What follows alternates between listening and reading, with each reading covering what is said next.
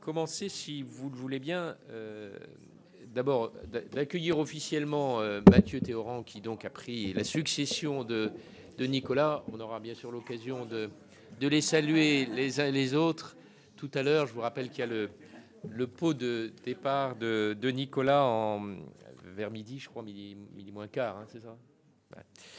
Ouais. Deuxième rappel, la table ronde sur les héritages JO qui aura lieu le 13 mars, dans quelques jours, à 17 h. Je sais que c'est un jeudi, c'est pas forcément pratique pour tout le monde, mais je vous invite bien sûr à y venir et à vous inscrire pour cela, parce que ça sera, il n'y a pas eu tant de moments de recul par rapport aux JO de Paris, donc ça sera l'occasion de faire un point avec les principaux acteurs des Jeux Olympiques de Paris. Donc n'hésitez pas à vous inscrire. Nous avons 2 points à l'ordre du jour aujourd'hui, et notamment nous accueillons Madame Eva Nguyen Binh, qui est présidente de l'Institut français. Madame, nous sommes très heureux de vous recevoir. Notre commission n'avait pas eu l'occasion de vous entendre, en tout cas sous ce format de séance de commission du mercredi matin depuis votre entrée en fonction le 1er juillet 2021. Nous sommes donc très heureux de vous recevoir aujourd'hui pour recueillir vos éclairages sur la situation et les perspectives de l'Institut français, notamment à travers le contrat d'objectifs et de performance qui vient d'entrer en vigueur pour la période 2024-2026. Vous avez d'ailleurs récemment été entendu par nos collègues de la Commission des Affaires étrangères et de la Défense sur ce sujet. Alors que l'établissement que vous présidez, devenu Institut français en 2011, a fêté sa 100e année d'existence en 2022, la diplomatie culturelle française fait face à d'importants défis. D'abord un défi budgétaire, ainsi que nous l'a exposé notre rapporteur pour les crédits de la diplomatie culturelle et d'influence, Claude Kern, lors de l'examen du projet de loi de finances 2025.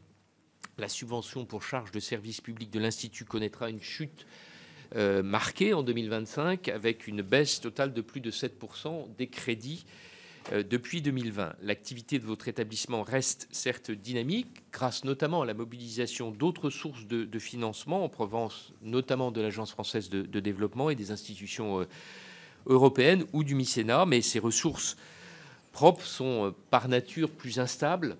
Elles sont en outre généralement associées au financement de projets précis, ce qui ne vous permet pas de dégager à partir de celles-là, en tout cas, des marges de manœuvre, notamment en matière d'investissement dans les sites qui le nécessitent. L'Institut fait ensuite face, évidemment, à un défi géopolitique majeur, alors que l'influence de la France est remise en question en plusieurs points du globe. Notre pays dispose toujours de l'un des réseaux de coopération culturelle les plus étendus et les plus structurés. Vous aurez certainement l'occasion d'y revenir, avec 98 instituts français, 131 services de coopération et d'action culturelle et 830 alliances françaises par-delà le monde. Pour autant, on ne peut que constater que l'influence culturelle française ne va plus de soi, pour des raisons qui tiennent autant aux évolutions politiques qu'à la concurrence de plus en plus vive entre les États dans le champ des industries culturelles et créatives. Face à ce double défi, comment donc, Madame la Présidente, les activités de l'Institut français se déploieront-elles au cours des prochaines années? Sur le plan budgétaire, nous n'ignorons pas que vous avez engagé un vaste plan d'économie de fonctionnement qui se traduit notamment par le déménagement de vos activités dans des locaux moins coûteux. Vous avez également dû revoir votre soutien à plusieurs programmes d'intervention, notamment les cinémas du monde ou certains programmes de mobilité et de résidence artistique. Pouvez-vous nous indiquer ce qui a guidé vos choix et vos arbitrages en matière de réduction des coûts et des dépenses? Nous aimerions également comprendre votre stratégie pour continuer de défendre le rayonnement culturel français à l'étranger au cours des prochaines années. Quelles seront vos priorités à cet égard, notamment en matière géographique? Je relève que dans le contrat d'objectifs et de performance, 3 zones d'intervention ont été définies comme prioritaires: l'Afrique, l'Europe et l'Indo-Pacifique.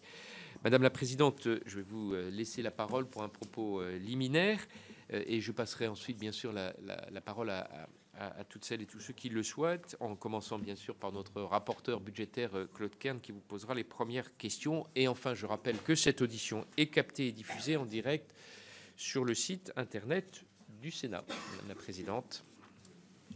Merci beaucoup, Monsieur le Président, Mesdames et Messieurs les sénateurs et sénatrices, Mesdames et Messieurs, merci infiniment de m'accueillir et de me donner l'occasion de parler de l'Institut français, ce que j'adore faire, je dois le dire. Je suis donc en fonction à la présidence de l'Institut français depuis le 1er juillet 2021. Mon mandat a été renouvelé le 1er juillet 2024. Donc l'Institut français, c'est un établissement public industriel et commercial qui relève du ministère de l'Europe et des Affaires étrangères et du ministère de la Culture. Monsieur le Président indiquait que nous avions célébré en 2022 plus de 100 ans de diplomatie culturelle, en fait plus de 100 ans de l'opérateur qui est aujourd'hui l'Institut français, puisqu'il a eu différents avatars et l'Institut français a été créé au tournant de l'année 2010-2011. Alors, si je suis auditionnée aujourd'hui, c'est en particulier parce que nous sommes en train d'adopter un nouveau COP, contrat d'objectifs et de performance. Monsieur le Président a cité la durée 2024-2026. Comme nous sommes un petit peu en retard, nous proposons de mettre une période qui sera 2025-2027. Alors, c'est un COP qui, évidemment, est fait par nos ministères de tutelle avec nous pour, je dirais, bien fixer les priorités de ce qu'on appelle généralement l'opérateur pivot de la diplomatie culturelle. Cet opérateur pivot, c'est l'Institut français. L'Institut français, c'est quoi? En fait, c'est une institution qui est à Paris et qui travaille avec l'ensemble du réseau culturel français à l'étranger. Ce réseau étant protéiforme, très ancien, et nous n'en avons pas la tutelle. Je préfère le dire car beaucoup de gens pensent que l'Institut français de Paris dirige l'ensemble des instituts français dans le monde. Ce n'est pas le cas, c'est le ministère de l'Europe et des Affaires étrangères qui le fait. Mais nous sommes, nous, en contact, moi j'aime à le dire, en relation organique avec le réseau culturel français à l'étranger, qui fait que l'Institut français est un opérateur assez unique de par cette relation avec le réseau culturel français à l'étranger et de par aussi la transversalité de ses actions. Alors, nous avons plusieurs missions et elles sont très bien dites dans le COP. La première mission, c'est d'accompagner, de soutenir le réseau culturel français à l'étranger. Je pense que c'est une mission fondamentale. Nous avons un réseau qui est, je pense, inégalé, qui est un atout de la France. Et l'histoire fait que ce réseau est protéiforme. Il y a des instituts français qui sont des formes de services d'ambassade. Il y a des alliances françaises qui sont des formes d'associations locales qui ont donc leur autonomie, mais avec lesquelles nous travaillons et que nous soutenons. Et il y a des services culturels et de coopération d'ambassade. Nous travaillons avec l'ensemble de ces acteurs. Nous travaillons aussi avec énormément de partenaires français à l'étranger. Pour le réseau, nous agissons de différentes façons. Nous les formons. Nous participons aussi au recrutement de certains types d'agents.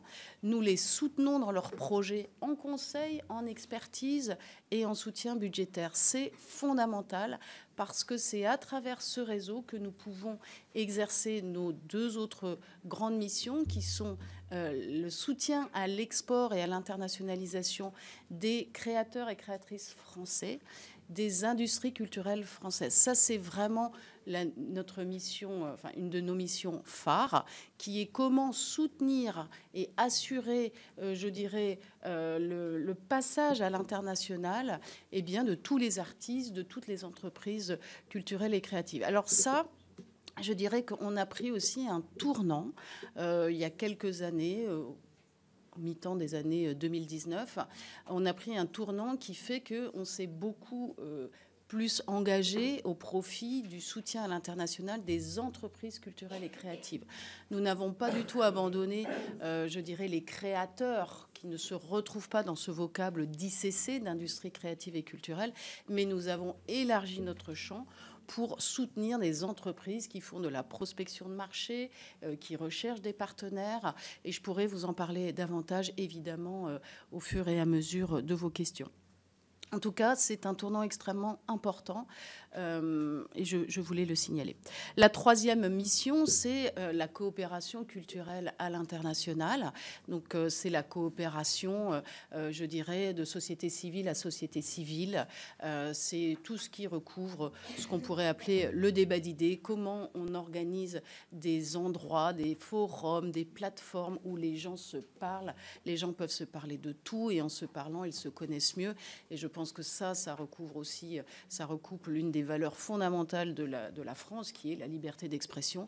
Et je pense que nous sommes l'un des rares pays à faire ce genre de choses.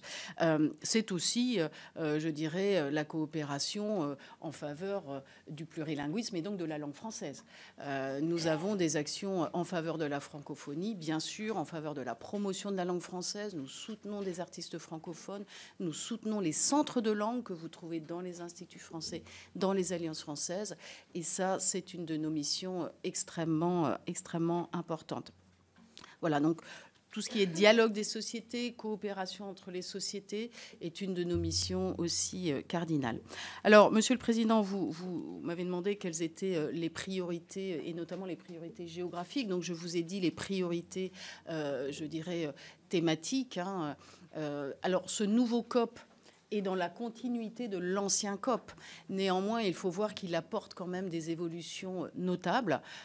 L'une de ces évolutions, par exemple, c'est que le soutien au réseau culturel français à l'étranger est en première position de nos priorités thématiques dans ce COP. L'une des autres évolutions, c'est en effet les priorités géographiques, puisque ce contrat d'objectifs et de performance nous donne comme priorité géographique, en premier lieu, l'Afrique, en deuxième lieu, l'Europe, au sens de la communauté politique européenne, et en troisième lieu, l'Indo-Pacifique. Ça n'était pas exprimé comme ça dans le précédent COP, parce que dans le précédent COP, on nous avait demandé d'agir surtout en faveur de 37 pays prioritaires pour les ICC, les industries créatives et culturelles. Là, je dirais, les priorités géographiques sont plus larges, et peut-être c'est plus simple aussi. C'est à la fois plus simple et plus compliqué, parce que quand on a des zones géographiques aussi larges, eh bien sûr, il faut travailler au sein de ces zones pour savoir vraiment quels pays sont prioritaires. Mais en fait, ça permet plus je dirais, de flexibilité. Au-delà de ces zones géographiques, il faut bien voir que la spécificité française, c'est l'universalité du réseau. C'est-à-dire que nous sommes présents dans le monde entier à travers ce réseau culturel. Et donc, nous travaillons dans le monde entier. Nous avons un socle d'activités, je dirais, entre guillemets, de base, dans le monde entier. Mais on nous a demandé, en plus, de donner un accent particulier sur ces 3 zones prioritaires. Le COP qui vient de s'achever, les 3 années qui viennent de s'achever, ont été marquées par des restructurations très fortes de l'Institut français, que j'ai menée. L'une d'elles était la réorganisation de l'organigramme de l'Institut français, qui avait été lancée avant que j'arrive d'ailleurs, mais que j'ai menée à terme parce que ça nous a permis en fait de clarifier l'organisation de l'Institut français et de nous aligner davantage sur les missions qui nous étaient assignées. En parallèle, nous avons mené un projet immobilier, j'ai envie de dire énorme, qui était demandé par les ministères de tutelle depuis 2015. Et nous avons abouti à un emménagement dans un nouveau bâtiment, rue de la Folie-Regnault, dans le 11e, en janvier 2024. C'est donc quelque part une reconfiguration assez profonde de l'Institut français qui a eu lieu. Ce projet immobilier a été motivé par des économies budgétaires. Et on aime à dire qu'on fait 1 million d'euros d'économies par an avec ce projet immobilier. Et je dois dire qu'en plus, il est plus visible, plus confortable, plus accueillant. Il nous permet, nous sommes très sollicités par des partenaires pour les accueillir dans ce bâtiment. Et je pense que c'est vraiment important qu'on se donne les moyens de travailler, mais de travailler en faisant des économies.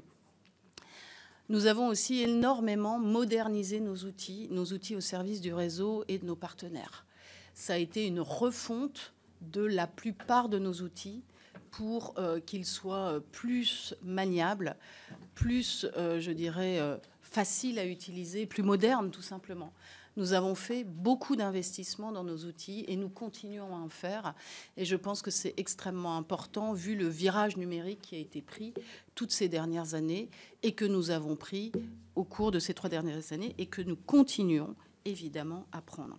Alors nos enjeux et nos défis, je ne vais pas commencer par le budgétaire parce que c'est un enjeu et un défi pour tout le monde, mais nos enjeux et nos défis, moi je commencerai d'abord par évidemment le contexte géopolitique. Le contexte géopolitique qui bascule, alors on le voit basculer là depuis quelques semaines, depuis quelques mois, encore peut-être plus rapidement et plus gravement, mais la réalité, c'est qu'il bascule en fait depuis le Covid. Alors évidemment, il y a la guerre en Ukraine qui a été déclenchée il y a 3 ans, mais moi je pense que depuis le Covid, on voit les grands changements arriver, les relations se tendre. Donc finalement, quelle est la place de la diplomatie culturelle dans un monde géopolitique avec de telles tensions ? C'est une question, je dirais, extrêmement importante. Et moi, je suis convaincue que la diplomatie culturelle, je ne vais pas vous dire on en a encore plus besoin que jamais, parce qu'on pourrait dire ça tous les jours, mais la réalité, c'est qu'on voit bien à quel point, avec des pays avec lesquels la relation est tendue, voire elle devient quasiment inexistante, eh bien, le fait que nous, on ait un dialogue avec tout le monde, alors on parle au gouvernement, mais on parle beaucoup aux sociétés civiles. Et en fait, les sociétés civiles, les sociétés, les peuples, ne sont jamais monolithiques. Il y a toujours des failles, il y a toujours différentes communautés. Et je pense que c'est extrêmement important de maintenir ce dialogue sous quelque forme qu'il soit. Le débat d'idées, je prends ça pour exemple, le débat d'idées est aujourd'hui une action très forte de l'Institut français. Le débat d'idées, pour moi, il a pris son envol au moment des printemps arabes, quand finalement les printemps arabes ont, je dirais, éclaté sans que personne ne les voie venir. Je ne dis pas qu'aujourd'hui, nous sommes capables de voir tout venir, mais dans la réalité, nous sommes en contact avec énormément de monde. Nous leur parlons beaucoup. Je dis nous, Institut français à Paris, mais je parle évidemment pour le réseau culturel français à l'étranger. Et bien sûr, cela permet aux gens d'exprimer leurs préoccupations, d'exprimer les sujets qui leur tiennent à cœur. Et ça nous permet de faire remonter tous ces sujets. Ça nous permet aussi de développer des réseaux d'interlocuteurs qui sont, je dirais, en constante... on cherche toujours, en fait, à renouveler ces réseaux. Et ça, c'est aussi un de nos défis. Et c'est aussi un de nos défis en Afrique. Comment, finalement, par notre action, nous arrivons à parler à plus de monde, ne pas rester dans nos réseaux habituels et parler aussi avec des gens qui ne sont pas francophiles. Et ça, c'est extrêmement important d'aller chercher des interlocuteurs, d'aller chercher de nouveaux interlocuteurs. Donc, un de nos défis aussi, c'est de communiquer avec un plus grand nombre de personnes et quelque part de désinstitutionnaliser ce que nous faisons. C'est-à-dire qu'en nous, on ne voit pas le gouvernement français, on ne voit pas, je dirais, la parole institutionnelle, mais on voit un interlocuteur avec lequel on a envie de dialoguer et d'exprimer même des choses avec lesquelles nous ne sommes pas d'accord. Bien sûr, nous sommes l'outil du gouvernement français, ça, bien sûr, ça c'est très clair, mais c'est dans la communication, comment on est amené à essayer d'imaginer des choses peut-être plus innovantes, parce que aussi les façons de communiquer des jeunes générations notamment, les façons de communiquer sur d'autres continents évoluent énormément. Je pense que c'est un de nos enjeux. Un de nos enjeux, c'est évidemment d'adapter en permanence notre action à ce que nous constatons sur le terrain et à nos enjeux budgétaires.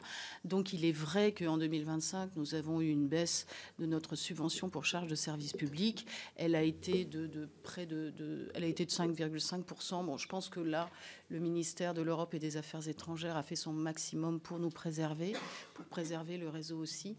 Néanmoins, l'impact est quand même toujours assez fort parce que notre budget, il n'est pas énorme non plus. plus. On a un budget de près de 45 millions d'euros, avec une subvention pour charges de service public aujourd'hui de 25,5 millions d'euros. Là-dessus, bien sûr, il faut qu'on prenne la masse salariale, le bâtiment, etc., etc. Donc, nous, en fait, quand on a eu la notification de la baisse, moi, j'ai souhaité qu'on fasse une revue de nos programmes, c'est-à-dire que au lieu de se dire mon Dieu, c'est atroce, on nous réduit nos budgets, ce qui est évidemment dommageable, mais je vois aussi la situation de la France. On a regardé un par un tous nos programmes et on a en effet décidé de réduire. Mais moi, je trouve que réduire tous les programmes, au final, on perd peut-être de la visibilité et de la lisibilité dans ce qu'on fait. On a décidé de prendre des actions assez fortes. Il y a certains programmes qu'on va arrêter. Alors, qu'est-ce qui a guidé nos choix? Et je peux vous dire qu'on va continuer à le faire parce que nous préparons l'avenir et nous préparons aussi le fait que peut-être nos ressources ne vont pas augmenter, malheureusement. Ce qui va guider nos choix et ce qui les a guidés, c'est l'impact. Moi, je souhaite un pilotage par l'impact, un pilotage par l'impact de nos programmes.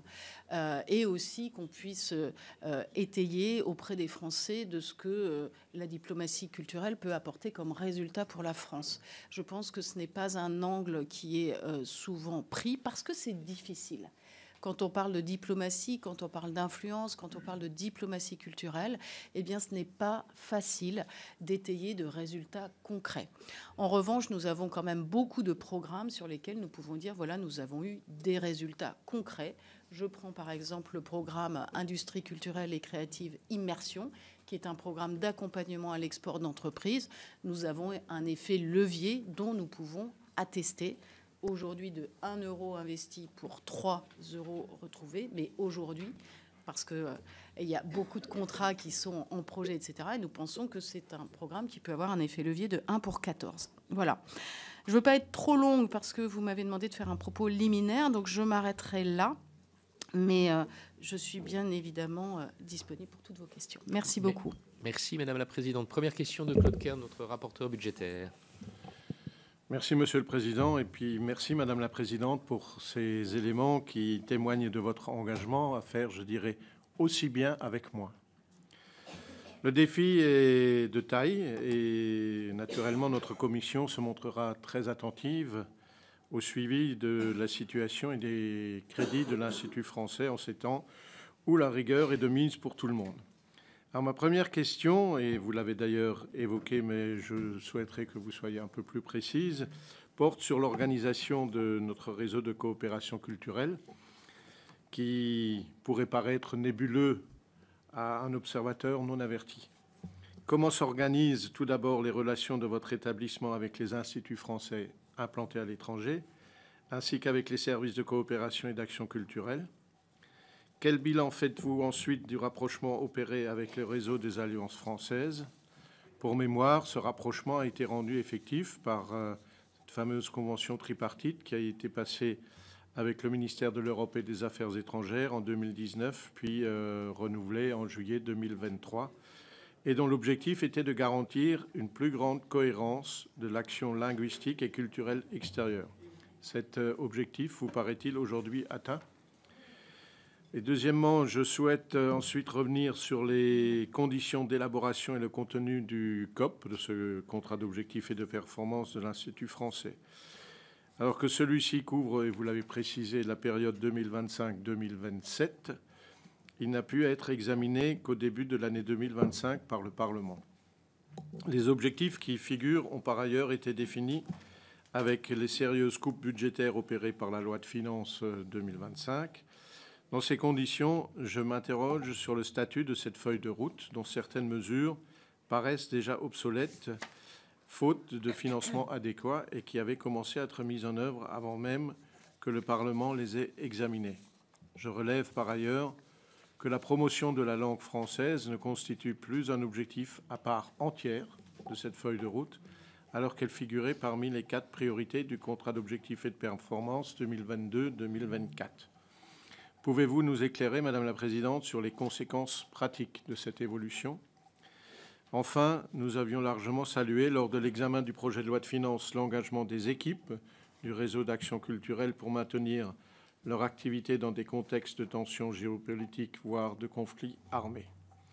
Je pense notamment aux programmes de soutien et de coopération qui ont pu être maintenus en Ukraine, au Sahel, au Liban ou encore en Israël. Cette audition est donc l'occasion de faire le point sur l'évolution de ces différentes situations. Comment donc, Madame la Présidente, le fil de l'action de l'Institut a-t-il pu ou non être maintenu dans ces différentes zones au cours des derniers mois ?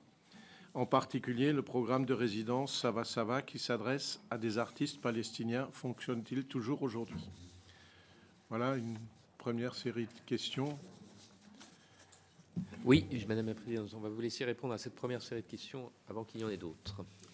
Merci beaucoup, Monsieur le Sénateur. Alors, je vais, si vous le permettez, commencer par votre dernier point pour moi aussi, et je vous en remercie pour eux, saluer l'engagement des équipes. Parce que les équipes sur le terrain des instituts français, des services de coopération, des ambassades et des alliances font un travail extraordinaire, parfois et de plus en plus souvent dans des conditions très difficiles. Et je pense que vous les rencontrez régulièrement quand vous vous déplacez, et c'est vraiment extrêmement important. J'en profite pour saluer les équipes de l'Institut français de Paris, évidemment, qui sont au contact de ces équipes au quotidien. Alors, dans les pays en crise, comme vous avez cité l'Ukraine, l'Institut français a fermé un temps et il a réouvert. En fait, les instituts français sont les derniers à fermer et les premiers à réouvrir. Ils sont présents vraiment au maximum. Et en Ukraine, notre équipe fait un travail formidable. Au Liban aussi, bien sûr, à Jérusalem, etc., etc. Donc je dois dire que c'est vraiment une présence forte. C'est un drapeau qui est planté et qui est extrêmement reconnu par les populations. Vous avez cité le programme Sava Sava. Le programme se déroule. Donc l'idée, c'était d'avoir des mobilités d'artistes palestiniens dans la région en 2024 et puis d'en avoir vers la France en 2025. L'Institut du monde arabe, par exemple, va en accueillir prochainement pour des expositions. Donc ça se déroule et c'est vraiment bienvenu. Nous avions fait aussi un programme qui s'appelait Nafas pour des 100 artistes libanais au moment de l'explosion du port. Et je dois dire que pour avoir rencontré des artistes qui ont bénéficié de ces résidences, c'est extrêmement fort parce qu'on se rend compte à quel point on a pu changer leur vie et permettre qu'ils poursuivent leur pratique. Il y a un pays dans lequel l'Institut français a été fermé, c'est le Niger. Mais sinon, au Sahel, les instituts français sont ouverts et continuent, je dirais, leurs activités avec la limite que nous n'envoyons pas, nous n'envoyons personne quand les conditions de sécurité, je dirais, l'empêchent. Nous, Institut français de Paris. Ça ne veut pas dire qu'il n'y a pas des équipes sur place qui travaillent. Alors, ça m'amène à votre première question. Vous avez posé la question de comment s'organisent nos relations avec les instituts et avec les services de coopération et d'action culturelle. Comme je le disais dans mon propos liminaire, nous n'avons pas leur tutelle puisque c'est le ministère de l'Europe et des Affaires étrangères qui a la tutelle, mais nous travaillons avec eux au quotidien. Nous sommes en contact avec le réseau plusieurs fois par jour, plusieurs interlocuteurs à l'Institut français. Qu'est-ce qu'ils viennent chercher chez nous, en fait? Ils viennent chercher du conseil et de l'expertise. Tiens, il y a un festival de culture urbaine qui se monte chez moi. J'aimerais placer des artistes français. Qu'est-ce que vous pouvez recommander? Tiens, j'ai des cours de français, j'aimerais améliorer la pédagogie. Et puis là, il y a la concurrence de l'intelligence artificielle. Qu'est-ce que vous faites? Qu'est-ce que vous pouvez nous conseiller? Donc, nous faisons des formations, nous faisons des formations je dirais, en présentiel et à distance. Nous faisons de l'accompagnement, du conseil, de l'expertise sectorielle. Nous faisons du soutien budgétaire. Nous avons des appels à projets par lesquels nous soutenons autant que nous pouvons, et nous ne pouvons pas les soutenir tous malheureusement, les projets du réseau culturel français à l'étranger. Nous les soutenons non en les finançant à 100%, mais en les cofinançant, ce qui permet d'avoir aussi un effet levier sur ces projets. Nous avons, moi, ce que j'aime appeler une relation organique. Et ce que je trouve intéressant, finalement, dans le fait que nous n'avons pas la tutelle, c'est que nous ne pouvons pas imposer des choses au réseau. Et si le réseau reprend nos idées, si le réseau fait appel à nous, c'est bien qu'il y trouve son intérêt. Et finalement, c'est en ça que je vois la qualité de ce que nous faisons. Le rapprochement avec les alliances françaises est, je dois dire, très satisfaisant, monsieur le sénateur. C'est vrai qu'il y a eu des moments plus tendus, hein, pour le dire diplomatiquement. Il y a eu cette convention tripartite, donc Fondation Alliance française, ministère de l'Europe et des Affaires étrangères, Institut français en 2019, qui a permis, je pense, de remettre d'apaiser les choses et en fait de bien se dire qui fait quoi. Cette convention a été renouvelée sans aucun problème en 2023. Et nous avons des relations, je dirais, de collaboration apaisée.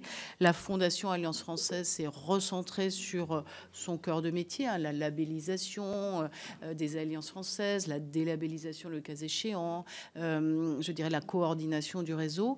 Et nous-mêmes, nous avons été je dirais, installés comme opérateurs pivots. Et je dois dire ici que nous, Institut français à Paris, travaillons autant pour les instituts français, les services de coopération culturelle à l'étranger, que pour les alliances françaises. Je donnerai juste un exemple. Hein.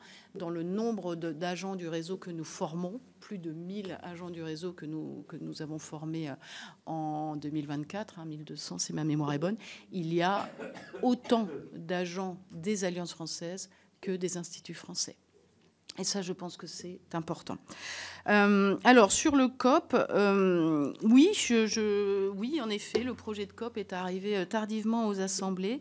Je dois dire que nous-mêmes étions assez près, en fait. Mais le COP doit aussi d'abord passer par un COS, un comité d'orientation stratégique qui doit être présidé par nos 2 ministres de tutelle. Et nous avons eu du mal à trouver des dates à cause, en fait, des évolutions gouvernementales. Donc j'en suis désolée, il vous arrive tardivement. D'ailleurs, j'en suis désolée pour nous aussi, hein, parce que c'est pas non plus très agréable de travailler sans COP, je dois dire. Mais enfin, je vois que les choses avancent, donc je m'en réjouis. Et c'est pour ça que nous proposons en fait de décaler la durée du COP de 2025 à 2027 pour éviter d'avoir dès cette année à refaire un nouveau COP s'il devait s'arrêter en 2026. Alors, le contenu du COP et les grandes orientations du COP, je pense que le fait qu'on décale la date ne change pas les grandes orientations, les grandes missions qui nous sont données. Il y a une grande continuité, heureusement.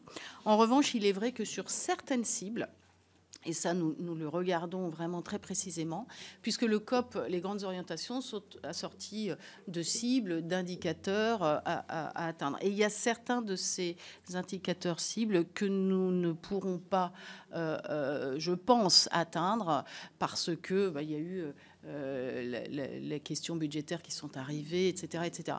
Mais ça, nous avons été, je dirais, en dialogue très clair avec nos tutelles, que année après année, de toute façon, nous allons revoir ces cibles pour les ajuster. Et je pense que c'est assez normal, c'est assez simple, puisque même en 2022, il aurait été difficile de prévoir ce qui se passait sur les 3 années qui suivent. Donc, d'ajuster les cibles année après année me paraît une façon très cohérente, raisonnable et efficace en fait de travailler. C'est ce que nous faisons. La promotion de la langue française. Alors, sachez que nous sommes très engagés dans la promotion de la langue française, quoi qu'il arrive. Et nous avons, je dirais, même accru, développé nos façons de faire, notamment à l'approche du sommet de la francophonie, depuis le sommet de la francophonie. Alors, nous n'avons pas la compétence exclusive, loin de là, de la promotion de la langue française. Vous savez, nous avons évidemment le ministère de l'Europe et des Affaires étrangères, notre délégué auprès de l'OIF, etc. Pour parler de l'international, il y a bien sûr au ministère de la Culture des services dédiés, mais nous soutenons en particulier, évidemment, le réseau culturel français à l'étranger. Ça veut dire quoi? Les centres de langue. Ça veut dire aussi leurs projets pour promouvoir la langue française. Nous avons développé, par exemple, au moment des JO, des projets sport et langue française. Nous avons contribué à la résonance du sommet international de la francophonie qui s'est passé en France. Eh bien, nous avons contribué à sa résonance à l'étranger. Nous avons toute une action en fait de démarche qualité aussi pour les établissements. Alors les établissements dans leur, je dirais, totalité, mais bien sûr les centres de langue, et nous faisons énormément d'accompagnement des postes. Donc la langue française est et reste, je dirais, un axe fort de notre action. Nous réunissons régulièrement les attachés de coopération linguistique, et nous avons même développer ce format de réunion des attachés de coopération linguistique. Nous en recevons une cinquantaine par an et nous avons développé, par exemple, partenariat avec la cité de Villers-Cotterêts. Donc voilà, je suis très engagée en faveur de la francophonie. Alors, nous allons prendre maintenant l'ensemble des questions. Je vous invite bien sûr à les noter, en commençant par celle de Yann Chantrel. Oui, merci Monsieur le Président. Madame la Présidente, tout d'abord, je voudrais bien évidemment saluer votre travail, ainsi que tout celui également de vos équipes, avec un budget, vous l'avez souligné, plus que contraint, et on peut le constater lorsqu'on se déplace un peu partout dans le monde à la rencontre de vos équipes. Il y a un autre point que vous avez souligné, effectivement, à juste titre, c'est la situation internationale, le contexte géopolitique, et de souligner l'importance de notre réseau culturel, qui est la marque, je dirais peut-être même notre spécificité et aussi notre force finalement diplomatique dans le monde. Nous avons eu un échange, d'ailleurs hier, un débat sur l'Ukraine. Et je pense qu'il est très, très important que dans la situation dans laquelle nous sommes, nous parlons beaucoup de l'augmentation du budget de la défense, mais ça doit être absolument corrélé avec une augmentation aussi des moyens de notre diplomatie. Puisque la défense est très important, mais ça doit être arrimé avec notre diplomatie et notre réseau culturel. Donc ça devrait aller de pair. Parce qu'au moment où certains pays se désengagent, comme les États-Unis notamment, à travers tout un tas de politiques qu'ils avaient à travers de l'ONU, il ne faudrait pas que la France quitte également ce terrain dans le même temps, parce que nous sommes remplacés par la Russie ou par la Chine. Donc il est très important, même diplomatiquement, que nous ayons une stratégie et un financement à ce niveau-là qui nous paraît en tout cas fondamental.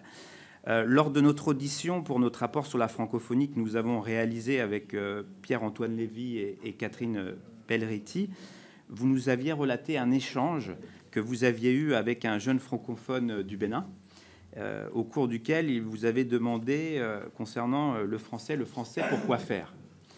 Et un des enjeux pour le développement de la francophonie, c'est de pouvoir justement offrir des opportunités pour faire des études à l'international, des possibilités pour obtenir un stage et des atouts pour évoluer au sein bien des entreprises ou d'une administration. Donc ce que j'aimerais connaître, c'est vos préconisations justement que vous auriez à nous faire en la matière pour faciliter cela, à partir de votre expérience, bien évidemment, à la tête de l'Institut français, mais également en tant que diplomate. On a aussi, dans notre rapport, une recommandation afin de poursuivre le soutien financier, justement, au réseau culturel français, en engageant une réflexion sur sa mutualisation avec d'autres pays francophones, puisqu'on a également d'autres pays francophones qui ont des moyens financiers, et comme vous le savez, en raison des contraintes budgétaires, il serait peut-être intéressant d'évaluer, d'étudier pour développer notre force de frappe avec des pays alliés francophones également. Quelle est justement pour vous les possibilités? Avez-vous une réflexion par rapport à cette mutualisation possible? Déjà, vous paraît-elle envisageable? Et comment pourrait-elle éventuellement se mettre en place? Et j'avais une dernière question, c'est qu'il y a eu aussi une expérimentation qui a été mise en place concernant le pass éducation langue française au cours de l'année 2024, malheureusement qui n'a pas été reconduit dans le budget 2025. C'était de permettre des cours gratuits justement à des ressortissants français qui étaient éloignés justement de nos écoles françaises, des instituts, et vous aviez des cours gratuits que vous permettiez justement à destination de nos compatriotes. C'est d'avoir un petit peu, si vous avez un bilan justement de cette expérimentation, pour avoir un peu votre retour, et est-ce que vous regrettez justement que la non-reconduction de ces crédits pour ce programme? Je vous remercie. Jacques Grosperrin. Merci, Président. Merci à vous, Madame la Présidente, pour votre présence et l'intérêt que vous nous faites partager de l'Institut. Moi, je voudrais revenir sur un problème budgétaire. Et c'est vrai que le programme 185, qui représente près du quart de la crédit mission extérieure de l'État hors de dépenses donc en personnel, ce programme 185, qui est la diplomatie culturelle d'influence, porte les crédits destinés au financement de la politique d'influence de la France dans le domaine de l'enseignement français à l'étranger, mais aussi dans l'ensemble des moyens destinés à la diffusion. Et vous l'avez dit, en ce moment, cette tellement important, culturel, linguistique et scientifique et universitaire. Vous nous avez dit que c'était un réseau qui était inégalé, un atout pour la France. Mais la baisse de crédit de l'ordre de 45 millions d'euros, donc d'ailleurs, est quasi équivalente au budget de l'Institut français. Et nous n'aurions pas souhaité, en tout cas, que cette baisse de crédit puisse impacter, mais l'impact, bien sûr, de manière assez conséquente, l'Institut français. Donc, dans ce contexte budgétaire qui est contraint, comment votre opérateur, donc Institut français que vous présidez, envisage de mener à bien votre mission et d'être à la hauteur des priorités, des grands enjeux de diplomatie d'influence, comme par exemple les saisons culturelles croisées, ou celle qui va commencer entre la France et le Brésil et autres. J'aurais souhaité que vous prolongiez vos propos sur l'adaptation peut-être encore plus fine. Vous nous avez dit tout à l'heure que vous avez regardé chaque programme, etc. Mais est-ce qu'il y a des priorités sur lesquelles vous allez vous orienter? Je vous remercie. Mathilde Olivier. Merci, Monsieur le Président. Je souhaitais d'abord me joindre aux interventions précédentes pour saluer le travail des équipes des instituts français, enfin de l'Institut français et des instituts français de par le monde qui font un travail très important avec peu. Et c'est aussi l'un des points qu'il est, je pense, important d'avoir tous en tête, c'est que ces instituts français dans le monde ont des objectifs d'autofinancement qui sont souvent à plus de 85-90%, qu'ils se financent beaucoup par leurs cours de français notamment, et que dans ce contexte, c'est aussi pour eux difficile, et pour la diplomatie française, difficile de se projeter dans une politique culturelle avec des moyens toujours plus réduits pour ces instituts français. Je voulais revenir sur l'un des objectifs du réseau, qui est celui du mécénat, d'abord, puisque c'est aussi l'une des ressources vers lesquelles se tournent les instituts français, comme d'ailleurs beaucoup d'institutions culturelles aujourd'hui, pour aller chercher des financements supplémentaires. Quel accompagnement l'Institut français de Paris met éventuellement à la disposition des instituts français dans le réseau pour à la fois négocier ces contrats de mécénat et s'assurer que ces contrats, ou en tout cas ces partenariats, ce mécénat avec un certain nombre d'entreprises privées est fait dans le respect des objectifs que se fixe la France en termes de diplomatie, notamment climatique. Voilà. Pour revenir sur quelques-uns de vos programmes et des priorités de la diplomatie culturelle, je voulais revenir sur vos liens avec le Centre national de la musique que nous auditionnons assez régulièrement dans cette commission. Je sais qu'ils ont des bureaux export spécifiques dans un certain nombre de pays du monde, et savoir comment l'Institut français travaille sur cette question de l'export autour de la musique, dans le monde, et puis bien sûr aussi à Paris. On parle du contexte géopolitique très tendu. Dans ce contexte-là, l'éducation à l'information et la lutte contre les fausses informations est importante. France Média Monde fournit un travail important à la fois de formation aux populations, mais aussi aux journalistes localement. Je sais que les instituts français sont souvent très en contact avec les antennes de France 24 ou de RFI localement. Est-ce que vous avez un travail en commun spécifiquement sur cette question de l'éducation à l'information et à la lutte contre les fausses informations? Et puis un dernier point sur le programme Pause, qui accueille des artistes, des chercheurs en exil. Est-ce que vous pouvez revenir, et il me semble que c'est aussi l'Institut français qui gère en partie ce programme Pause. Non, c'est le ministère des Affaires étrangères dans ce cas-là. Ma question, c'était est-ce que vous pouviez revenir sur le nombre et le profil des personnes accueillies, mais si ce n'est pas vous qui le gérez, je poserai la question au ministère. Catherine Morin-Desailly. Merci, Monsieur le Président. J'ai quelques questions complémentaires de celles de mes collègues.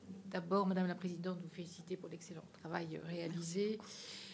On mesure quand on se déplace à l'étranger que dans chaque institut français, il y a beaucoup d'énergie et de volonté pour bien faire et continuer à porter les missions, quand bien même celles-ci sont réorientées. Au demeurant, on note aussi parfois des difficultés de fonctionnement et parfois des moyens très très réduits. J'ai pour souvenir un déplacement récent à Oslo où l'Institut français n'a plus de lieu. On a vendu les lieux, donc ils sont voilà, errants. Donc comment on peut résoudre cette question? Ils disposent de très faibles moyens. Alors je sais qu'ils ne sont pas forcément dans la priorité des aires géographiques énoncées, mais c'est tout de même important. La Norvège est quand même très proche de l'Europe, surtout par les temps qui courent. Avec ma collègue Elsa Schalk, nous avons réalisé un rapport sur l'expertise. El Joseph, pardonnez-moi, je suis fatiguée. Non. Excusez-moi, chers collègues, ce n'est pas intentionnel, vous vous en doutez. Nous avons réalisé un rapport sur l'expertise culturelle patrimoniale mise à l'étranger. Et dans ce cadre-là, nous nous sommes interrogés sur la double tutelle souvent exercée entre le ministère des Affaires étrangères et de la Culture. Et nous avions évoqué les instituts français. Comment concrètement fonctionne cette double tutelle pour vous? Quelle dynamique et quelle synergie crée-t-elle? Et une question très concrète, c'est que quand on observe le déplacement de certains ensembles, certaines compagnies à l'étranger soutenues par l'Institut français, on se demande toujours comment ceux-ci sont sélectionnés, quels sont les guichets auxquels ils peuvent faire appel pour pouvoir développer aussi leur rayonnement à l'international. Concrètement, comment ça fonctionne? Une autre question concrète à laquelle je suis sensible, puisque je suis aussi une élue régionale, pouviez-vous éclairer notre commission sur la façon dont vous construisez aussi les coopérations décentralisées avec les collectivités très engagées? Beaucoup de régions sont engagées, mais aussi des grandes villes. Quel rôle, quel rôle joue-t-elle avec vous au bénéfice justement de cette diplomatie culturelle? Et enfin, une dernière question relative au cinéma. Vous êtes très actif, on vous voit d'ailleurs avec l'audiovisuel extérieur et ces trois chaînes que sont Monte Carlo Doualiya, France 24 et RFI. On vous voit au Festival de Cannes participer à la fabrique du cinéma. Concrètement, pourriez-vous nous expliquer en quoi ça consiste et comment vous promouvez le cinéma français et les cinémas du monde? Merci beaucoup. Pauline Martin. Évidemment, je me joins aux propos de mes collègues pour vous remercier. Alors, la question a déjà un petit peu été posée, mais je vais la reposer autrement. Vous avez beaucoup insisté sur votre volonté de sortir des murs un petit peu de l'institution, et je trouvais que c'était très intéressant dans vos propos. Alors, au-delà de l'aspect diplomatie culturelle, quelle marge de manœuvre avez-vous en termes de collaboration avec les acteurs privés, les entreprises à l'étranger, au-delà du mécénat qui a été évoqué par ma collègue? Et enfin, Samantha Cazebonne. Oui, merci, Monsieur le Président. Je me joins évidemment aux félicitations, puisque j'ai la chance de pouvoir me déplacer à travers le monde et de rendre hommage assez régulièrement lors de mes passages au travail de vos équipes, que ce soit d'ailleurs au sein des instituts, mais je dirais peut-être aussi plus largement, même si vous ne les chapeautez pas directement, parfois vous les accompagnez des alliances, parce que je crois qu'il ne faut pas les oublier, ces associations qui font aussi la promotion de la langue française et que vous accompagnez d'ailleurs. Moi, j'en ai témoigné lorsque j'étais députée sur le Portugal, lorsqu'elles ont besoin, et ce soutien financier, souvent, c'est vous qui êtes là, et aussi pour la formation. Donc, je tiens aussi à saluer par votre intermédiaire également le travail de ces alliances qui nous est cher à tous. Moi, j'avais 2-3 petites questions comme celle-ci à la volée. Est-ce que vous avez des liens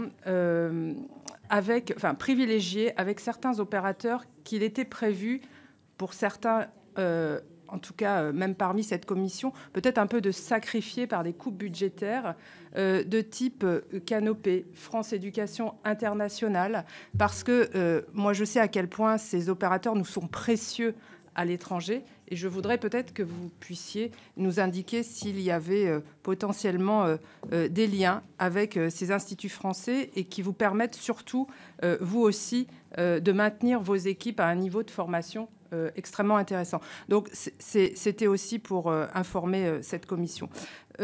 Deuxième point, moi je suis ancien proviseur et je vois à quel point il est important aussi de faire la promotion gratuite de notre langue française, et je tiens à rendre hommage à un accès que peu connaissent, et je ne suis pas sûre ici que nous soyons nombreux à connaître ce qui s'appelle Culture Tech. Culture Tech est un pass gratuit dès lors où on prend une adhésion à un institut qui permet d'avoir l'ensemble de la littérature française et des médias papier de manière dématérialisée, donc numérique, à travers le monde. Et ça, je trouve encore que c'est une performance française qu'on ne salue pas assez. Et je tiens aussi à le signaler à notre commission, parce que c'est intéressant de voir tous ces outils que nous avons aussi pour faire la promotion de la langue française, et d'autres que d'autres n'ont pas.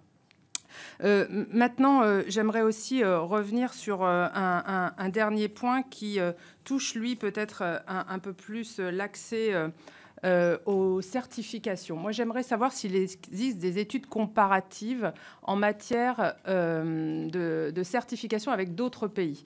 Est-ce que nous avons une baisse par rapport à d'autres? Nous faisons passer le DELF, le DALF à travers le monde, et d'autres, entre autres les Espagnols, les Anglo-Saxons, font passer d'autres certifications que nous connaissons aussi, Cervantes. Est-ce qu'il existe des comparaisons de ces indicateurs, et même est-ce que vous vous en inspirez pour parfois dire, bon, là nous sommes un peu en recul, et nous avons des zones où nous devons un peu plus peut-être développer ces points. Et j'aimerais, ça sera ma dernière question, un avis, puisque je suis moi-même, et c'est intéressant d'ailleurs de demander une autre nationalité que la sienne, et je suis dans cette démarche actuellement, puisque je vis en Espagne, et je m'aperçois qu'il existe, puisque je dois passer par l'ensemble des fourches codines qu'impose une demande de nationalité dans un pays, et je m'aperçois qu'ils ont un module on s'inscrit justement dans un institut espagnol qui met en avant toutes les connaissances que doivent avoir les demandeurs de nationalité sur la Constitution, sur les régions, sur tout ce qui forge, je dirais, l'identité d'un pays. Et je m'interrogeais sur le fait que, est-ce que nous avons ce genre de module pour ceux qui souhaitent demander la nationalité française? Parce que je m'aperçois que ces points-là sont essentiels. D'abord, si on n'a pas un nombre de points suffisant, eh bien, on n'obtiendra pas sa nationalité espagnole. Donc, je voudrais savoir si nous avons l'équivalent. Voilà, merci.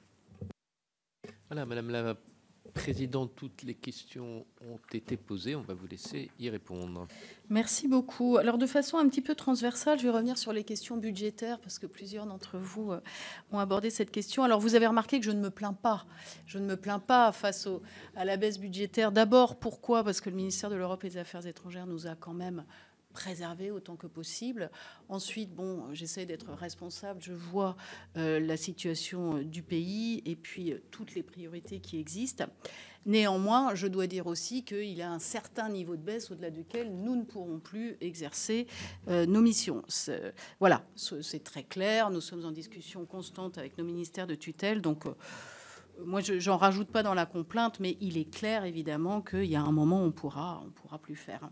Alors, je reprends les questions du sénateur Chantrel sur les questions géopolitiques, l'Ukraine.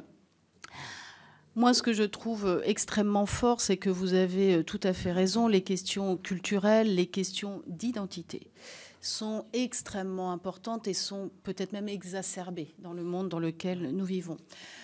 Sur l'Ukraine, c'est particulièrement important, évidemment, puisque le pays est en guerre depuis 3 ans. Moi, je suis allée à Kiev. Je me suis rendu compte à quel point la culture était aussi une arme de combat. Évidemment, il y a les soldats au front et on leur rend hommage, mais la culture, c'est ce qui fait leur identité. C'est ce qui fait qu'ils ne sont pas russes. Et en fait, quand la guerre a éclaté, personne ne connaissait cette culture ukrainienne. Et nous avons tout de suite développé une action pour faire connaître en France, parce que nous avons été assaillis de demandes sur, mais en fait, c'est quoi l'Ukraine? C'est qui l'Ukraine? C'est quoi les artistes ukrainiens? Et il se trouve que dans notre équipe, nous avons un spécialiste de l'Ukraine. Et donc, ça a été, je dirais, un raz-de-marée de demandes pour mieux connaître ce pays, qui finalement n'est pas loin de chez nous, mais que nous ne connaissons pas. C'est une question, vous le savez mieux que moi, extrêmement sensible en Ukraine, parce que, en effet, eh bien voilà, c'est le sujet, c'est qui sommes-nous et comment nous faire connaître. Donc, dans ces conditions, beaucoup de pays se tournent vers nous pour accroître notre coopération culturelle. Nous avons eu une saison de la Lituanie en France l'an dernier, qui a duré le deuxième semestre 2024. C'est une demande du président de la République lituanien, parce que aux avant-postes du soutien en Ukraine, très proche évidemment de la Russie, connaissant extrêmement bien la Russie et ce dont elle est capable, mais se disant, mais la France ne nous connaît pas. Et c'est vrai, nous sommes très proches, mais nous ne savons pas qui sont les Lituaniens. Donc, vous voyez, il y a énormément, en fait, de questionnements sur ce sujet qui reviennent, en fait, à la coopération culturelle et donc à la diplomatie culturelle.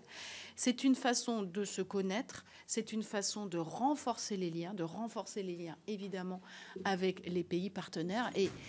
Et on se rend compte qu'on ne les connaît pas forcément si bien que ça. Mais la diplomatie culturelle, c'est aussi une façon, la coopération culturelle, c'est aussi une façon de faire émerger des questionnements qui nous concernent. Vous avez cité la francophonie et le Bénin. Il se trouve que nous avons fait l'an dernier tout un cycle de forums de dialogue et de discussion sur le continent africain, avec de nombreux jeunes et moins jeunes des sociétés civiles africaines, avec aussi des Français que nous avons emmenés en Afrique. Et au Bénin, en juin, nous avons fait 3 jours de discussion sur le français, pourquoi faire. Et je peux vous dire, j'y étais, c'était passionnant, parce que toutes les opinions se sont exprimées, toutes les générations se sont exprimées, plus ou moins de façon virulente, plus ou moins de façon étayée. C'était très intéressant d'entendre dire, mais finalement, nous, on est en francophone, mais pourquoi, à quoi ça sert? Et quand on leur dit, bah, très bien, mais quelle autre langue vous aimeriez parler? Bah, c'est là qu'on se rend compte qu'il y a une diversité de langues, et finalement, il n'y en a pas une sur le continent, en tout cas, qui ressortait. Et c'est très intéressant d'interagir, je dirais, sans positionnement surplombant de notre part. Il y a un questionnement sur la francophonie, il y a un questionnement sur la langue française, il faut l'entendre. Après, vous me dites quelles sont les opportunités, quelles sont les préconisations. Permettez-moi d'aborder un sujet extrêmement sensible, c'est la question des visas. Finalement, la question des visas, c'est aussi finalement la question de on nous apprend le français, on apprend le français, on parle le français, mais dans quelles conditions peut-on venir en France? C'est une question très complexe qui ne relève pas de l'Institut français, mais nous, c'est ce que nos interlocuteurs nous donnent en premier comme enjeu. Que ce soit des universitaires de la francophonie, que ce soit des artistes, etc. Et évidemment, c'est un sujet très sensible. Sur la mutualisation du réseau avec d'autres pays alliés, alors il y a des expériences qui sont faites avec l'Allemagne. Nous avons des centres culturels, je dirais, franco-allemands. Il y en a un à Ramallah, il y en a un à Erbil, par exemple. Alors, c'est assez complexe parce que ce sont des doubles directions. Ce sont en fait des doubles organigrammes dans un même bâtiment. Ça marche plutôt bien, à vrai dire. Ça dépend aussi des personnes, mais ça marche plutôt bien. Puis c'est vrai qu'en termes d'image, ça montre un front uni. Après, est-ce qu'on doit aller plus loin? C'est un choix éminemment politique. Moi qui ai été dans plusieurs pays en poste, je dirais aussi que la France a souvent une position en matière culturelle, je dirais, très visible. Ce n'est pas le cas dans tous les pays, évidemment, hein, mais il y a une culture française, il y a la langue française. Jusqu'où peut-on, je dirais, se fondre dans un ensemble? Je pense que c'est vraiment à regarder au cas par cas, en fait, et en fonction de ce que nous pouvons, nous aussi, y trouver qui, je dirais, répondent à nos intérêts. Sur le pass éducation langue française, je vais vous décevoir, mais nous n'avons pas été associés à la réflexion, donc je ne peux pas répondre à votre question. Je reviens sur les questions budgétaires pour la question du sénateur Grosperrin. Le contexte budgétaire contraint, comment faire? Alors, et pour être à la hauteur des enjeux. Alors, moi, je dois dire qu'il y a toujours une marge pour être plus efficace. C'est obligatoire. Et donc, je recherche cette marge. Je recherche cette marge, et c'est ce que je disais, pour faire ce qu'on a appelé, nous, notre revue des programmes, pour voir comment on peut gagner en agilité, en efficacité. Bon, cette marge se réduit, soyons clairs. Donc, nous allons évidemment chercher des ressources autres, hein, du mécénat. Nous cofinançons des projets avec les collectivités locales, et j'y reviendrai. Nous essayons d'avoir un maximum de partenaires sur les projets que nous avons. Moi, je souligne que nous ne finançons jamais un projet tout seul. Nous sommes toujours en partenariat. C'est au-delà du budget, c'est une question de philosophie. Je dois dire, hein, qu'on se dit qu'on est plus fort à plusieurs parce qu'on combine les compétences, les expertises.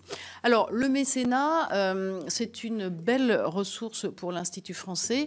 Il est très lié néanmoins aux saisons culturelles que nous organisons à la demande du président de la République, parce que c'est ce qu'il y a de plus visible. C'est aussi là où il y a aussi, je dirais, des événements qui sont organisés en France et qui sont aussi organisés dans le pays partenaire. Et c'est généralement là que les mécènes se mobilisent. Donc, en fait, la ressource du mécénat, elle est très liée à ces saisons. Les mécènes sont aussi, je dirais, eux-mêmes face à plusieurs priorités. Et on voit bien que beaucoup de grandes entreprises, depuis le Covid, se sont recentrées sur la santé, par exemple, sur l'éducation. Donc, ce n'est pas toujours facile. Mais néanmoins, évidemment, le mécénat, nous sommes à cette recherche. Que ce soit d'ailleurs l'Institut français à Paris, en France, ou que ce soit les instituts français ou les alliances françaises en poste. Et ils déploient beaucoup d'efforts parce que les budgets sont soit gérés par le siège, soit gérés par les entreprises locales. Nous allons développer une formation au mécénat pour les instituts français et les alliances françaises. Dans le réseau, nous sommes en train de mettre ça en place. Nous avons déjà fait, avec le ministère de l'Europe et des Affaires étrangères, à la réunion du réseau européen en novembre dernier, tout un atelier sur le mécénat avec une experte pour justement amener les postes à être mieux outillés pour aller chercher du mécénat. Nous organisons pour aller chercher davantage de crédits européens. Je pense que ça, c'est extrêmement important. Aujourd'hui, de plus en plus de crédits sur la culture passent par une accréditation qui s'appelle PACA, Pillar Assessed, etc., etc., Cultural, je ne sais plus ce que ça veut dire le A, mais... Enfin voilà, l'organisation, la Commission européenne fait de plus en plus passer de crédits via cette accréditation PACA que nous n'avons pas, que le Goethe Institut a. Et c'est en gros la seule organisation culturelle en Europe qui l'a. Ce qui fait qu'aujourd'hui, beaucoup de projets européens passent par le Goethe Institut. Et nous, des fois, le Goethe Institut nous associe et voudrait peut-être même nous associer davantage, mais c'est retoqué aussi parce que nous n'avons pas cette accréditation. Donc nous nous mettons en marche pour l'obtenir. Ça prendra quelques années, c'est très long, c'est très lourd, mais je pense que c'est important. En France, par exemple, Expertise France a cette accréditation. Donc nous travaillons aussi avec Expertise France, mais la Commission souhaite avoir une institution culturelle et nous encourage à l'avoir, ce qui correspond aussi à nos priorités.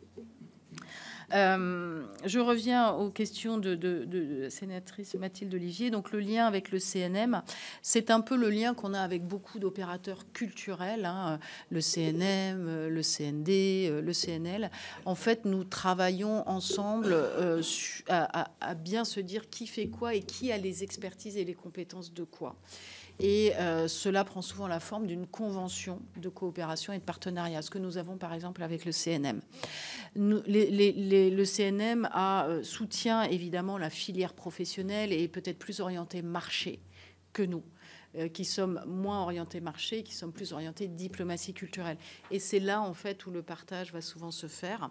Des fois, ça se recoupe un peu et nous travaillons évidemment ensemble pour ne pas faire doublon. Donc, c'est vraiment un travail très fin que nous avons avec l'ensemble des opérateurs culturels. Sur la lutte contre la désinformation, nous avons aussi un partenariat avec France Média Monde. Nous n'avons pas forcément de programme stricto sensu d'éducation à l'information.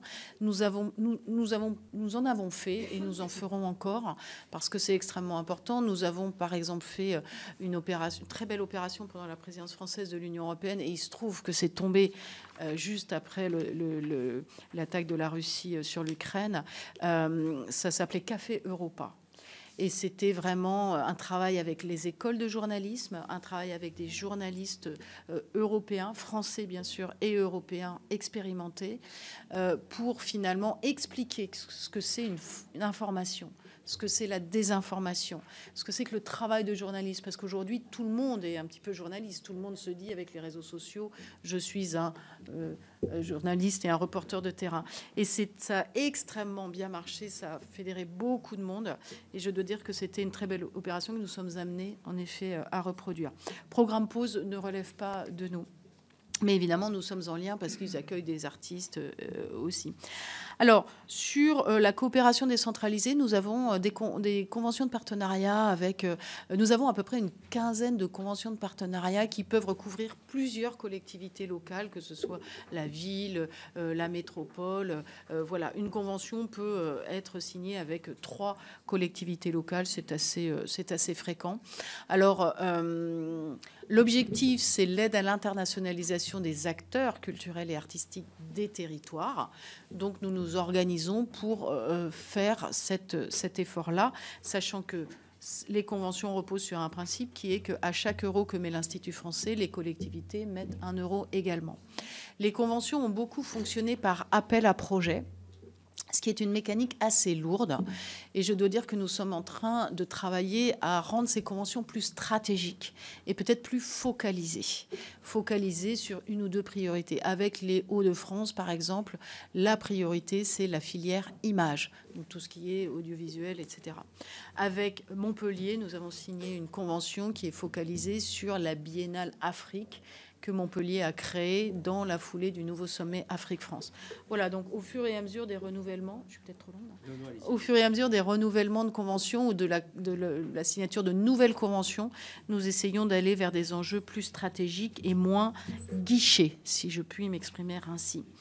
Comment fonctionne la double tutelle MEAE-MC ? C'est-à-dire qu'on est en contact au quotidien avec nos tutelles. Nous avons aussi des rendez-vous plus institutionnalisés avec le ministère de l'Europe et des Affaires étrangères. Par exemple, nous testons une nouvelle formule qui est que nous avons une réunion, une sorte de séminaire grand format 2 fois par an. On vient d'avoir le premier, donc on teste pour un peu définir voilà, les grandes priorités. Pardon ? Oui. Après, non, oui, voilà, séminaire. Ce qui n'empêche pas, en fait, toutes les réunions à un niveau, je dirais, plus opérationnel tout le temps. Et c'est le cas aussi, dans une moindre mesure, avec le ministère de la Culture. La double tutelle, moi, l'intérêt énorme que j'y vois, c'est que le ministère de l'Europe et des Affaires étrangères, d'abord, c'est notre première source de financement, et puis c'est le lien avec le réseau. Et puis nous faisons de la diplomatie culturelle. Mais très important d'être en contact avec le ministère de la Culture, parce que eux, c'est toute la connaissance du terrain culturel et artistique français.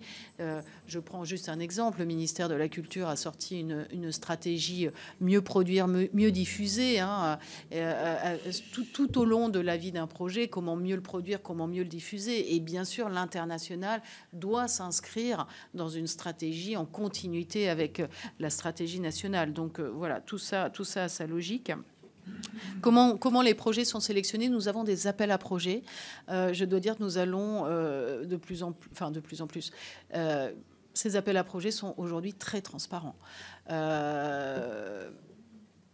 Certains ont pu dire que ça n'avait peut-être pas été le cas dans l'histoire, mais en tout cas, ces appels à projets sont transparents. Les commissions qui sélectionnent les projets regroupent des experts extérieurs à l'Institut français et aussi, bien sûr, les ministères de tutelle et évidemment les experts de l'Institut français. À peu près 50% des lauréats sont des primo-lauréats, c'est-à-dire que il y a bien sûr des artistes et créateurs que nous suivons dans la durée, c'est normal. Et puis nous essayons de renouveler pour pas qu'on soit un guichet monopolistique. Alors, l'Institut français d'Oslo, pas de lieu. Alors, je dois dire, en effet, voilà, il faut réinventer un projet d'établissement avec du hors les murs, comme on le fait régulièrement. Hein. Ce n'est pas simple, ça n'est pas facile, mais voilà, je ne vais pas m'étendre. Sur le cinéma, la Fabrique Cinéma est un programme qui a fêté ses 17 ans. C'est un programme, en fait, issu au départ de la coopération avec les cinémas du Sud pour soutenir des premiers projets de films ou de documentaires de professionnels issus des pays du Sud. Nous le faisons de plus en plus évoluer vers, le fait que ça doit porter des intérêts français. C'est-à-dire que ça nous amène à, présenter ces projets à des potentiels producteurs français qui voient une façon aussi de faire de la coproduction. Et ce sont des films qui vont souvent dans les festivals, qui obtiennent des prix. Donc je dois dire que pour les producteurs français, c'est aussi l'occasion de découvrir des nouveaux talents, des pépites, y compris, par exemple, on avait beaucoup travaillé avec la SACEM pour placer des compositeurs et des compositrices de musique de film avec des résultats très forts. Donc c'est à la fois de la solidarité, mais à la fois des intérêts français dans le cinéma. J'accélère un petit peu parce que j'ai l'impression que le temps passe beaucoup. Le lien avec certains opérateurs comme FEI et Canopé et beaucoup d'autres, je dirais, Madame la Sénatrice, oui, nous avons ces liens. Nous travaillons régulièrement avec les opérateurs que vous avez cités et avec beaucoup d'autres. Je pense que c'est la base du travail de l'Institut français. Et en fait, nous assurons le lien aussi avec le réseau parce que eux, ce qui les intéresse et ce qui intéresse le réseau, c'est ces connexions à l'international. Je donne juste un exemple de la façon dont nous travaillons. C'est un exemple parmi d'autres, mais nous organisons les ateliers de l'Institut français en juillet tous les ans, bon, sauf l'an dernier, il y avait les JO, qui réunit un millier de personnes qui viennent du réseau du monde entier, mais aussi des partenaires, pour qu'ils se rencontrent, pour qu'ils voient comment travailler ensemble. Et nous organisons dans ces ateliers de l'Institut français des parcours professionnels thématiques dans lesquels nous emmenons le réseau à la découverte ou à la redécouverte de ses partenaires. Et ça, je pense que c'est extrêmement fort, à la fois pour ses partenaires français et pour le réseau.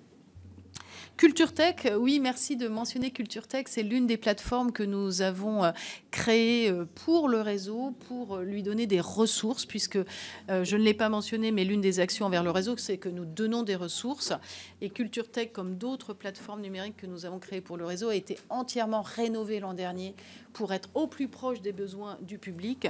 Donc Culture Tech, c'est une médiathèque en ligne, en fait, très simplement, qui est dans le, je dirais, l'accès est donné aux abonnés aux médiathèques, mais aussi à des établissements partenaires. Nous avons plus de 1000 établissements partenaires dans le réseau, dont près de 150 ne sont pas ni des IF ni des AF. Et en fait, dans Culture Tech, on a à peu près à ce stade, sachant que la plateforme a été entièrement rénovée et rouverte l'an dernier, plus de 60 000 abonnés inscrits actifs. Voilà. Sur les certifications, en fait, je dirais que c'est un objet d'analyse poste par poste parce qu'évidemment, il y a des dynamiques locales qui sont très particulières. Donc ça, nous avons un pôle à l'Institut français qui est le pôle qui suit tous les centres de langue. Et nous avons fait faire l'an dernier, en toute fin d'année dernière, nous avons commandité Ipsos pour faire un sondage sur la perception de la langue française dans le monde. Alors, on a choisi évidemment certains pays. Et je dois dire que c'est une étude extrêmement intéressante et révélatrice pour nous et pour les postes. Parce qu'elle nous dit exactement comment la langue française est vue, non pas par les francophones ou les amis de l'Institut français dans le pays, mais par un échantillon représentatif de la population.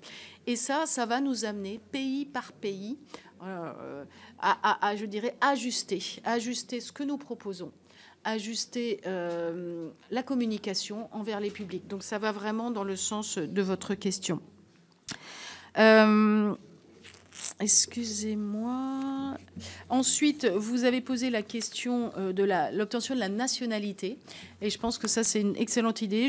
J'avoue, je ne suis pas sûre que nous ayons ce module, mais vous nous donnez l'idée et c'est parfait. Alors, il est fort possible que des instituts français l'aient, parce que, encore une fois, c'est très lié à la demande locale. Mais je vais voir cela. Et en effet, c'est quelque chose à développer très certainement, selon les pays. Hein. Les pays sont plus ou moins concernés. Alors, sortir les murs de l'institution, la question de la sénatrice Martin. Comment faire au-delà du mécénat? C'est une question constante qu'on a. Comment on se désinstitutionnalise? Alors, moi, je dirais...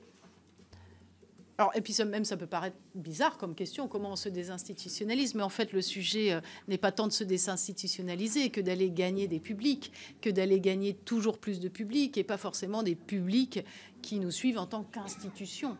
Et donc là, je dirais qu'il y a un énorme effort que nous faisons avec le réseau des ambassades, des SCAC et des instituts des alliances sur place, qui est toujours d'aller à la recherche de nouveaux publics. C'est un travail de terrain énormément. C'est un travail de communication. Et nous, notre grand enjeu, qui est extrêmement difficile, c'est qu'une fois qu'on a ces communautés, comment on entretient ces communautés? Comment on entretient ces communautés? On est à la recherche de nouveaux outils. En fait, on voit évidemment que les groupes WhatsApp sont extrêmement développés, extrêmement suivis, notamment sur le continent africain. Donc, bien sûr, on cherche à développer tout ça. Voilà. Qu'est-ce que... Je crois que vous n'avez rien oublié dans les questions.